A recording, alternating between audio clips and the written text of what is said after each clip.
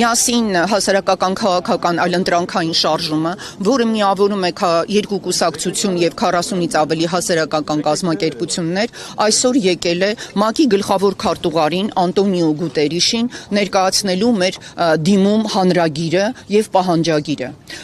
Մենք կարծում ենք, որ ՄԱԿ-ի հայաստանյան գրասենյակը պետք է չափազանց արագ այս հանրագիրը ներկայացնի, որովհետեւ ինչպես արդեն հրապարակել է Լուիս Օկամպո Մորենոն, բայց աղբյուրների հիման վրա իր հետաքննությունը, այս թվականի փետրվարին ՄԱԿ-ի անձանց ապօրինի կալանավորման հարցերով հանձնաժողովը տվել է եզրակացություն, որը թվագրվում է 46/2004 համարանիշով, եւ այդ եզրակացության մեջ հավաստված է, թե Ռուբեն Վարդանյանի կալանավորումը կամայական չէ։ Եվ բաց աղբյուրների վրա, կրկնում եմ, բաց աղբյուրների վրա հիմնված հետաքննությունը ցույց է տալիս, որ հանձնախումբը ղեկավարող Հաննա Յուտկիսկան գրանցված է ուղղակի աշխատում է Սոկար ընկերության, իսկ Սոկար նավթային ընկերությունը Ադրբեջանի պետական ընկերությունն է, նրանց իրավական շահերի պաշտպան։ Այսինքն ինքը ուղղակի իրավաբան է, որը պաշտպանում է Ադրբեջանի պետական ընկերության շահերը։ Նա ունի ուղղակի առնչություններ եւ ֆինանսական հարաբերություններ Ադրբեջանի հետ։ Դրան գումարվում է այն, որ նրա ամուսինը ադրբեջանական արմատներով ուկրաինացի քաղաքական գործիչը քանիցս հրապարակային մամուլում եւ 20 թվականի 44-օրյա պատերազմի ժամանակ եւ դրանից հետո հայտնել է իր ուղղակի աջակցությունը եւ ջատագովել է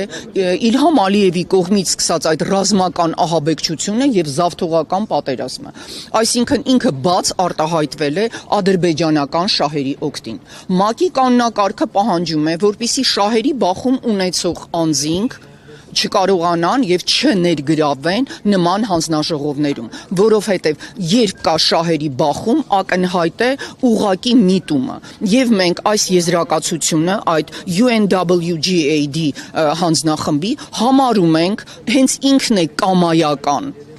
Եվ համոզված ենք, որ եթե այսպես շարունակվի եւ ՄԱԿ-ը հետ չկանչի այս եզրակացությունը եւ չձևավորի նոր հանձնախումբ համապատասխան ՄԱԿ-ի կանոնակարգին, մենք կունենանք Ադրբեջանի միջազգային հանցագործ վարչախմբի կողմից նոր այսպիսի դիմումներ եւ նրանք Բաքվի բանտերում ապօրինի գտնվող մեր պատանդների վերաբերյալ կկարողանան ըստ էության հենց գնել եւ կառավարել ՄԱԿ-ը եւ ստանալ թղթեր ապացուցելով, որ էթնիկ զտում անցկացրած ցեղասպան պետությունը չէ մեղավոր, այլ ազգերի ինքնորոշման միջազգային սկզբունքի հիման վրա ինքնահռչակված հանրապետության ազգային ազատագրական պայքարը իրականացնող գործիչներն են, իբրև թե ահաբեկիչներ։ Սա պատահական եզրակացություն չէ, այս եզրակացության հիմքում դրված է Ադրբեջանի միտումը միջազգային ատյանների միջոցով, եթե դրանից առաջ իրենք ուժով կարողացան այսպես փոխել ստատուս քվոն եւ զավթել Արցախը, հիմա փորձում են, իրենց թվում է, որ նաև մեր իշխանությունների դիրքորոշման շնորհիվ իրենք քաղաքականապես լուծել են այն հարցը, որ Արցախը այլևս չկա, հիմա էլ փորձում են իրավական ճանապարհով ապացուցել, որ Բաքվի բանտերում գտնվող անձինք իբրև թե կամայական չեն ձերբակալվել, այսինքն նրանց մեղսագրվելու է ռազմական հանցագործ եւ ահաբեկիչ լինելու մեղադրանքը այն պարագայում, երբ տարբեր ատյաններում նաեւ իսկ ՄԱԿ-ում հաստատված է, որ Ադրբեջանը ղեկավարող Իլհամ Ալիևի վարչախումբը էթնիկ զտում է իրականացրել, իսկ էթնիկ զտումը ուղղակի ցեղասպանական գործողություն է։ Եվ մենք պահանջում ենք Հաննա Յուտկովսկի գլխավորած հանձնախմբի այդ եզրակացությունը ճանաչել անվավեր, ելնելով զուտ ՄԱԿ-ի կանոնակարգից եւ ձևավորել նոր հանձնախումբ։ Տիկին Բիրբարյան, տեսեք, նույն այդ ձեր նշած գործընթացի հետևում պետություն է կանգնած, Ադրբեջան պետությունն է կանգնած իր պետական քաղաքականությամբ։ Հիմա եթե մեր դիրքորոշման հետևում միայն հասարակական եւ քաղաքական շարժումներն են, բայց ոչ պետությունը, մենք ինչ կարող ենք շահել, մենք ինչ արդյունքի կարող ենք հասնել։ Դուք շատ ցավալի հարց եք տալիս, որովհետև առաջինը այս եզրակացության հետ կապված պետք է արձագանքեր Հայաստանի Հանրապետությունը։ Երբ Հայաստանի Հանրապետություն ասելով ես նկատի ունեմ մեր գործադիր իշխանությունը, ամբողջ կառավարությունը, արտգործնախարարությունը, ՄԱԿ-ի հայաստանյան ներկայացուցիչը, արդարադատության նախարարը եւ նաեւ մարդու իրավունքների պաշտպանը, որովհետև Բաքվի բանտերում գտնվող բոլոր մարդիկ Հայաստանի Հանրապետության քաղաքացիներն են։ Մեր պետության առաջնային նպատակը պետք է լիներ պաշտպանել իր քաղաքացիների շահերը ակնհայտ ապօրինությունից։ Մենք ինչ ենք տեսնում Իսրայելի եւ մյուս պետությունների օրինակով, նրանք յուրաքանչյուր քաղաքացու համար դիմում են ամեն միջոցի։ Այո, պետք է արձանագրենք, որ մեր պետությունը լռում է եւ այս խնդիրների բարձրաձայնումը իր վրա վերցրել է փաստորեն Լուիս Մորենո Օկամպոն։ Դրանից հետո ես կարծում եմ մենք չունենք այլ ընտրանք, եթե պետությունը լռում է, մենք իրենց ուղարկել ենք նաեւ համապատասխան փաստաթղթեր եւ մեր բողոքը եւ կարծում եմ հենց այս հանրային ելույթներն են, որ հեռարձակվում են, ցույց են տալիս, որ Հայաստանի Հանրապետությունում իշխանությունը գրաված քաղաքական ուժը, քաղաքացիական պայմանագիրը ոչ միայն չի կատարում իր սահմանադրական պարտքը պաշտպանել Հայաստանի Հանրապետության սահմանները, քաղաքացիների անվտանգությունը ու շահերը, այլև լռում է ելնելով տարբեր դրդապատճառներից։ Նրանք խոսում են վախի մասին, պատերազմի եւ նրանք կարծում են, որ չպաշտպանելով Հայաստանի Հանրապետության քաղաքացու անվտանգությունն ու շահը, բերում են իբրև թե խաղաղություն։ Այս մեր բողոքը նաեւ հենց այդ կեղծ խաղաղության դեմ բողոքի նշան է, ամոթ նաև մեր կառավարությանը, որ լռում է, որը եւ ոչինչ չի անում, բայց եթե կառավարությունը լռում է, դա չի նշանակում, որ մենք պետք է մտածենք, որ թույլատրելի է։ Արշիվում ընտրություններ են կամ այլ միջոցառումներ են, եւ Հայաստանի Հանրապետության բոլոր քաղաքացիները եւ միջազգային կառույցները պետք է իմանան, որ Հայաստանում կան ուժեր եւ ամենակարևորը քաղաքացիական հասարակություն, որը պաշտպանում է իր շահերը, իր սահմանադրական իրավունքները։ Այսինքն, եթե մեկը լռում է, դա նշանակում է դու պետք է վերցնես այդ արդարության համար պայքարի դրոշը եւ գնաս առաջ եւ ոչ թե հաշտվես։ Իրավիճակը փոփոխելի է, այսօր այդպիսի մարդիկ են իշխանության, դա նշանակում է մենք պետք է հասնենք նրան, որ իշխանության կան մարդիկ, ովքեր պաշտպանելու են Հայաստանի Հանրապետության անվտանգությունը, որը ամենից առաջ մեր քաղաքացիների անվտանգությունն է եւ կյանքի ապրելու իրավունքը։ Երեք մենք հնարավորություն ունեինք Շարմ el-Շեյխում բարձրացնելու, այսինքն Իդեմես Փաշինյանի եմ ասում, եւ մինչեւ հիմա եթե մենք զուգահեռներ համեմատություններ կարող ենք տանել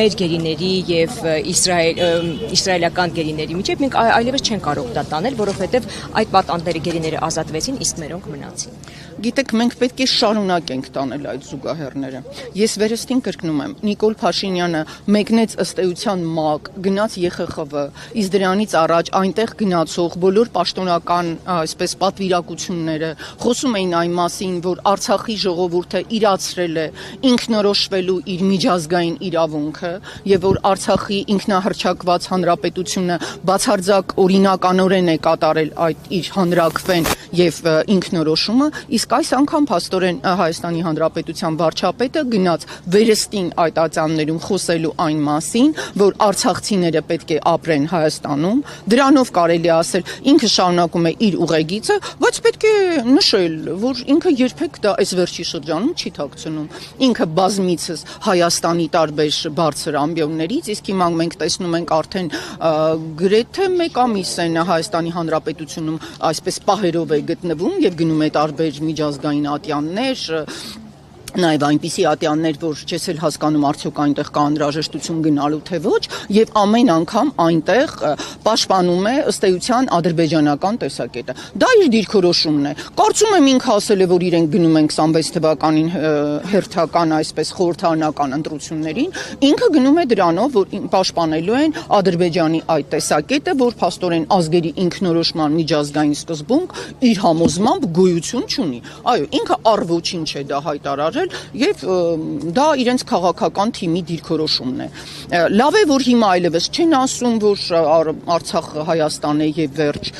եւ 21 թվականի ընտրություններին, եթե այդ ծրագիրը կարդում եք, այնտեղ իրենք պատրաստ էին լինել Արցախի ժողովրդի անվտանգության երաշխավորը, Հայաստանի Հանրապետության սահմանների երաշխավորը, խոսում էին անջատում հանուն փրկության ծրագրի մասին, իսկ հիմա երևի այս ընտրություններին կգնան հենց այս ծրագրով, որ Ադրբեջանի կամքը կամքը դա սրբություն է, Ադրբեջանի կամքը դա խաղաղություն է։ Նրանք կարծում են, ես կարծում ինչպես մենք ունենք առերևույթ այսօր հիմնավոր փաստեր, որ Հաննա Յուդկիվսկան վերցրել է Ադրբեջանից փող եւ ՄԱԿ-ին ներկայացրել է այսպիսի փաստաթուղթ։ Մենք պետք է քայլ առ քայլ մեր հասարակության հետ գործ ունենանք, այս խնդիրը նաեւ եւ հայաստանյան, իհարկե այս պարագայում նաեւ վերհայաստանյան խնդիր է եւ ցույց տանք, որ այն քաղաքական ուժը, որ հրաժարվում է Հայաստանի Հանրապետության քաղաքացու անվտանգությունից, դե դուք կհիշեք, չէ, իրենք եկան եւ ընդունեցին քաղաքացու օր։ Այդպես էր էլի, փաստորեն պարզվեց միայն այդ օրը իրենք կարող են հիշել Հայաստանի Հանրապետության քաղաքացուն։ Իսկ մնացած օրերին իրենք թույլ են տալիս, որ Հայաստանի Հանրապետության քաղաքացուն խոշտանգեն Ադրբեջանի բանտերում միայն այն բանի համար, որ ինքը իրացրել է միջազգայինորեն ճանաչված ազգերի ինքնորոշման սկզբունքը եւ ուզեցել է փրկվել ցեղասպանությունից։ Մի մոռացեք հետևել մեզ Facebook-ում, ինչպես նաև բաժանորդագրվել մեր YouTube-յան ալիքին։